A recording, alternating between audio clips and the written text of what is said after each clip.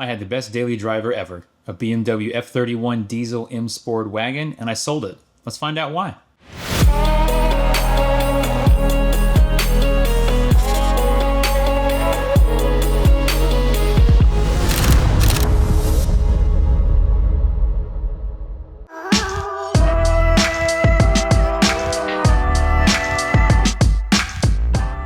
So as I said, for the last almost 6 years, I had a BMW F31 Diesel M Sport in Astoral Blue, which is the best color, obviously. It was awesome, 50 miles per gallon on the highway. The only time it ever was in the shop was for a couple of recalls for different things that was BMW's issue. That happens on pretty much every new car nowadays. And a various sensor failed here, and right before I was going to post it for sale, the DEF delivery system had a delivery issue, so it got a new tank and all of that. That was actually still covered under warranty, as well as both of the NOx sensors had an updated part number. Apparently the factory ones became lazy or had some sort of issue, and would give you the dreaded, you only have 500 miles and your car's not going to run anymore. It's not going to start once you turn it off. But outside of that, it was tires, brake pads, oil changes, your basic maintenance stuff. It never left me stranded, never had a problem. Did some cool mods to it, some KW V3 coilovers, tinted the windows, got some Bimmer World wheels, etc. But honestly, in terms of a cool dad car to take the kids around to sports and things, and then mostly for me it was used for that, and an airport vehicle where I'd load up my photography gear, take it down to the airport. Getting 50 miles per gallon on the highway was awesome. But I ran into some issues in just general driving around town and things that I wanted to change. So what did I move into? I actually moved into a 2018 X5 40E, which is a plug-in hybrid. It has a 2-liter gas turbo engine, as well as a battery pack, and EV system that will, in some modes, automatically switch back and forth. You can force it into other modes. But the reasons why I switched, and some people said I was crazy. You shouldn't do that. The diesel wagon's the best. You're going to regret it. Note, I do regret it a little bit. I wish my daughter was a few years older. We would have definitely found a place for the wagon to live for, a year and a half maybe, since I owned it outright, and let that be her first car. But we are space limited on cars. The first reason was, locally, they are doing an insane amount of construction, and the car was lowered. Obviously, that made it look awesome. It had the M Sport body kit from the factory. I had put on the additional M Sport front and rear diffuser and things like that. It became to the point that I had to take basically a 5 to 10 minute detour to get to the normal places I went every single day, because simply put, you couldn't drive a car around. It did look awesome. I did love it, but it was hard to get around. Took a trip down to Tallahassee to take my mom to a Florida State football game. She actually attended school there. And driving around Tallahassee, the same deal. Metal plates in the road, etc. It's like, car guys know, you got your grip there. You're trying to dodge the pothole. You're trying not to get rear-ended. At 40 years old now, 41, I'm honestly tired of that. And I still have the Skyline GTR and my E90 M3, which are both low. So I have a vehicle. If I want to ride on rails and worry about potholes, I have those vehicles. The second issue was both my kids have taken to sports and more sports and doing some travel. And the wagon does have obviously great cargo capacity, but the X5 has more, of course, and there's more room. They've obviously grown since they were just two, babies in the back seat. So, Emily's already complaining, you need to move your seat forward. I don't have enough room for my legs. Oh, I have to sit, I have to cross my legs and sit on my knees because, mommy's seat's too far back, etc. So it's just bigger. It's more spacious. Obviously, that's a big benefit. And the third reason was I spent months researching this to figure out, which model I might be interested in.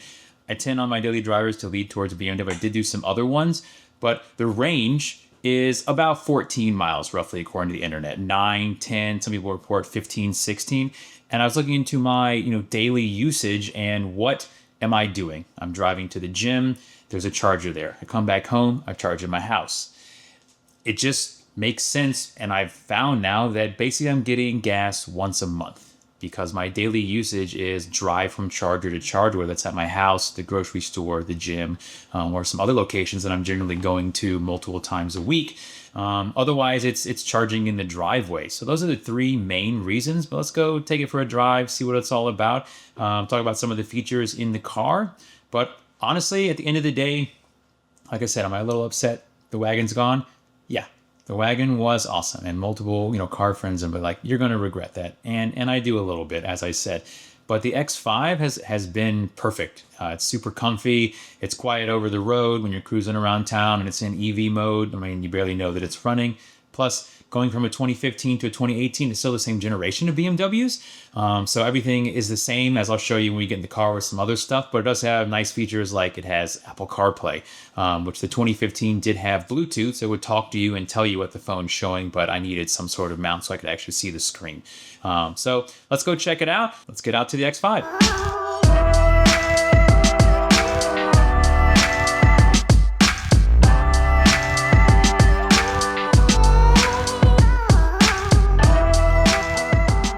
One of the common questions was, and could be complaints that I saw online before getting this vehicle, was the range is not good on BMW's first try at the X5 plug-in hybrid. So the max I've seen is 14 or 15 miles of range online. Fully plugged in the morning, depending on the outside temperature, I've seen as low as 11 and as high as 16 on the dash. Obviously, when it showed 16, I basically started pulling up my driveway. We have a hill, and essentially it instantly went down to 14. So it really seems like that range is in the 10 to 14 mile range. In real world so far, assuming we had some super cold days, it did not reach what it said on the dash, obviously, because that's how it works. But it's been 60 plus a few days since I've had it. I did buy it in the winter, and it is pushing that 12, 13, 14 miles of range. Mine does have 45,000 miles now. I bought it with 44,000 miles. I did have it go to a buddy of mine who works at a BMW dealer, so I went ahead and signed up, paid for like a full inspection. They tested the batteries and everything else, and they're super healthy, which is awesome. It was a car that came from California. It's a 2018 and has 45,000 miles. That's pretty low for the year.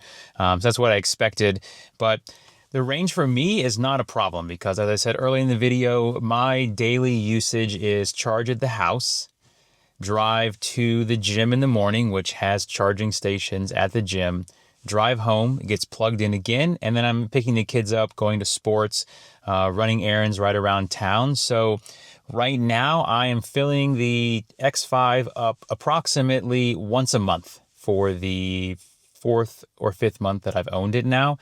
So comparing that to the diesel, which was essentially every other week, that obviously depends on how much I was going to the airport, which actually I'm finally going to be using it to go to the airport where they have free charging, which also, side benefit, is right next to the airport. So it should make it 50% of the way on EV power to the airport, and then gas for the rest, and we'll plug in, do the reverse home. So overall, I have to say, although the general consensus was this thing doesn't have good range and it's kind of worthless, that's not my experience. Obviously, everyone's experience will be different because you never know how far you need to drive every day. If you have a 30-mile commute each way and you have 15 miles of range, that might not be beneficial for you. For me, it's been perfect, though.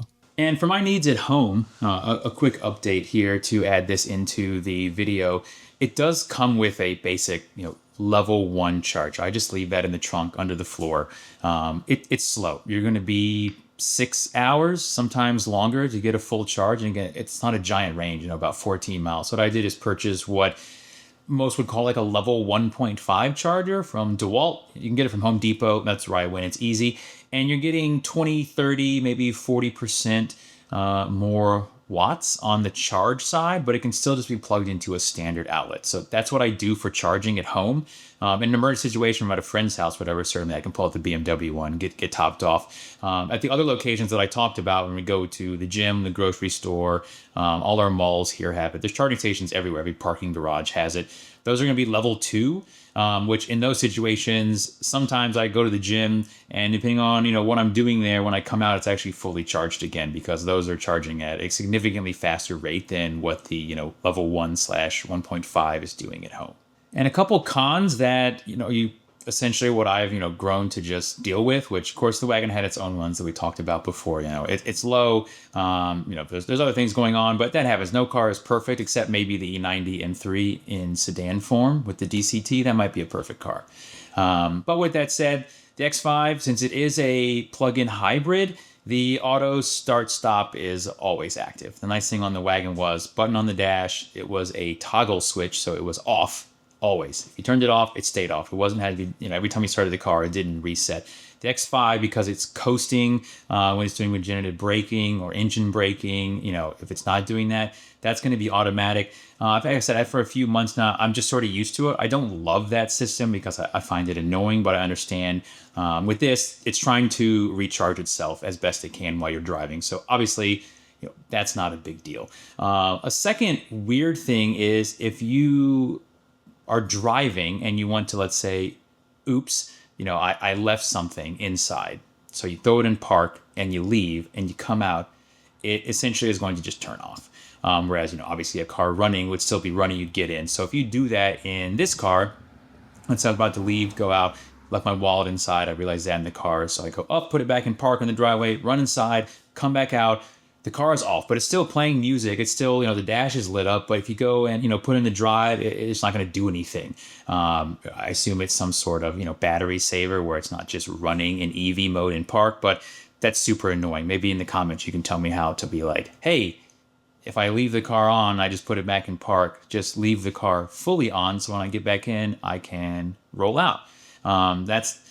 Obviously, that's not a big thing because it doesn't happen all the time. It's not as annoying to me as the auto start stop, but it is an issue that exists for me on that vehicle. And finally, the other thing is of a con for me is it's actually an X5 issue as well. The fenders as well as the door or the EV charging door are plastic on X5s to save weight. Obviously, the EV door is plastic because it makes sense to be plastic. So unfortunately, on all of these cars, going back to even the E70, which we had one of those as well, just the standard, 3-liter straight six as well. We had a V8 one, which stay away from V8 X5s. Always a bad idea. Unless it's an X5M and it's brand new, but when it's 1 mile from the warranty running out, get rid of it. V8 X5 is bad news. But anyways, they're plastic, they're painted, they fade at a different rate, especially the charging door. It is quite obvious that if it's going to see the sun, obviously, all the time, even if you garage it, you're going to be out there. So you get a paint fade that is different, as well as like a feel difference from hood, fender, EV door, and then back into the doors. On this one, it's not that noticeable. The EV door is significant. So that's one thing that, the car weighs a ton. BMW, just put on the metal fenders and make the EV door metal so that it's not that noticeable. We'd really appreciate it. And then one thing about actual MPG. So I said the wagon would average somewhere between 35 and 40, depending on how much highway I was doing and how much around town I was doing. If I reset it and did straight highway, it would be pushing 50, sometimes 50 plus miles per gallon.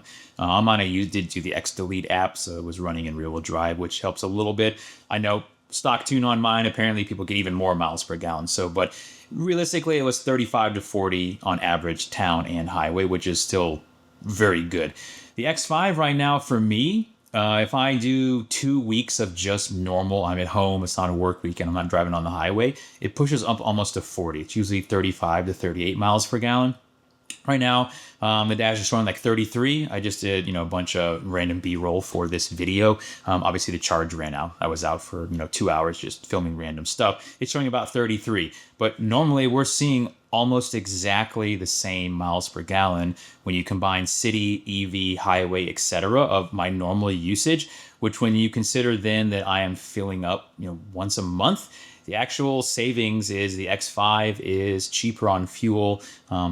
Most of the time when I'm using these chargers like at the gym or at malls or etc., a lot of those have no charge, which means when I'm charging those up, it's not costing me anything. When I'm at home, there's a cost, but it's certainly cheaper than filling up at the pump. So again, if we're comparing, apples to apples, they almost are exactly the same. 35, 38. The X5 has pushed 40 before. Once you get out on the highway, though, it's no comparison. I mean, the wagon is going to absolutely destroy it. I have not done like a long road trip yet in the X5 where I'm just like, hey, let's reset it. The EB powers out. Like, what is this actually doing on the 2-liter turbo gas motor? But at some point, I'll figure that out. But that's not really what I'm using it for. The furthest that it generally goes is from where I live, about 40 minutes north of Atlanta, to the Atlanta airport. And that's a wrap. So essentially, give you my thoughts, give you my ideas. Again, people told me I'm crazy. So far, I'm loving the X5.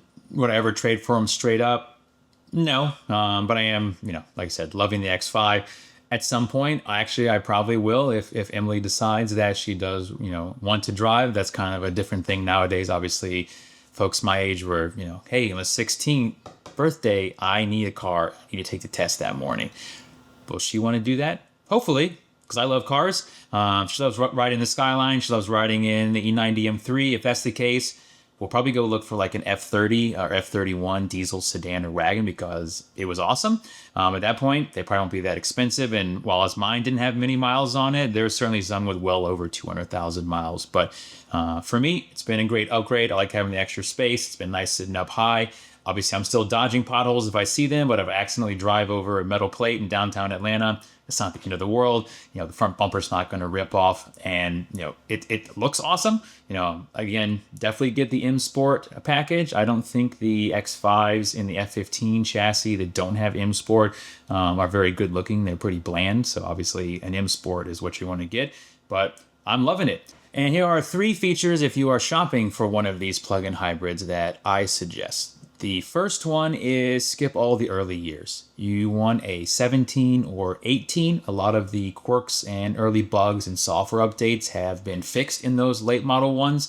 Typically for me, I was only looking for an 18 because every single one of those, according to the internet, already has Apple CarPlay and it's ready to go. There's a break somewhere in like 16 and a half and into 17 and then 17 and a half where Apple CarPlay can be paid the dealer to do a software update. I didn't want to deal with that. I didn't want to go down on go, oh, is it the right build date or is it not, to figure that out. So I was only looking for 18s. The second feature that I definitely recommend is definitely get an M Sport version. The M Sport version at this point is really just a looks deal, but the standard F15 without an M Sport is bland and boring, in my opinion. It doesn't quite make any sort of statement on the road. It's unpainted little flares. It has the basic bumper. The rear bumper is basic. When you get the M Sport, that opens up things like essentially it gets an X5M front bumper and rear bumper. The arches are painted body color. There's shadow line trim. Almost all of them come with a black headliner. The steering wheel is not a bland, boring thing to look at. The seats are multi-way adjustable, plus have knee support, plus bolster support. Everything that is important in terms of like looks and comfort is better. They also come with 20-inch wheels, which looks a lot better. So skip the baseline ones. Don't get those. Obviously, it'll make it harder to find one, but you're definitely going to want an M Sport. And finally, for my personal thing is, I do like all the audio upgrades. I do love music. The bass in most of BMWs are absolutely terrible. So at minimum, you're definitely going to want to get the system that has Harman Kardon. And I forget exactly which package that is. BMW no longer does like piecemeal options. Like I want Harman Kardon, I want M Sport, I want this, that, and the other. It's like a driver comfort package. Gets you heated seats and Harman Kardon. So, whatever one that one is, you're definitely going to want at least that. If you're doing an X5M, the Bang & Olufsen is obviously even better. But you want to steer clear of the low-level audio systems in BMWs because when you get right to it, they're terrible. If you've enjoyed this video, I do plan to do some more car reviews, car culture, go to meets, go on some drives, do some rallies, etc. Go ahead and hit that like and subscribe button. Any comments or questions or suggestions, I am definitely open for those. So go ahead and put those below and we'll see you next time.